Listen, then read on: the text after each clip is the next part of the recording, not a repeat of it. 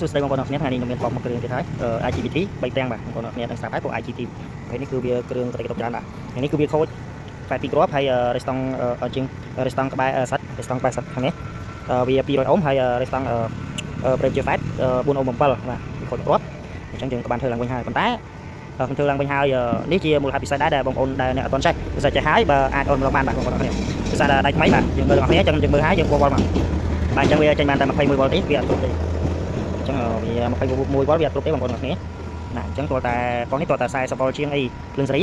បាទភ្លើងសេរីអញ្ចឹងយើងមើលម្ដងទៀតអញ្ចឹងវាបានតែ22វ៉ុលទេអញ្ចឹងមានន័យថាវាអត់គ្រប់ទេអញ្ចឹងមូលហេតុរបស់វាបងប្អូនអរគ្នាតាមមូលហេតុបងប្អូនអរគ្នាតោះយើងទៅមើលមូលហេតុវាមូលហេតុអីបានវាយើងធ្វើហើយដើរហើយសិតគ្រប់ហើយសិតគឺ8វ៉ុលបាទសិតគឺ8វ៉ុលយើងបុកហើយអញ្ចឹងយើងកំហុសរបស់វាដែលវាចេញវ៉ុលតិចវាអេរឺយើងបុកកន្លែងភ្លើងចេញពីលើទៅបានតែ82វ៉ុលទេភ្លើងចេញពីកណ្ដងអញ្ចឹងយើងទៅមើលកំហុសរបស់វាបងប្អូន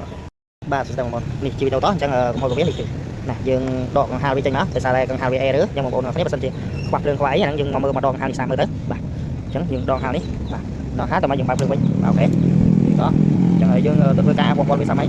បាទយើងចាក់វ៉ុលវាទៅនេះអញ្ចឹងបងប្អូននេះបានវាគ្រប់វ៉ុលរបស់វាគឺភ្លើងសេរី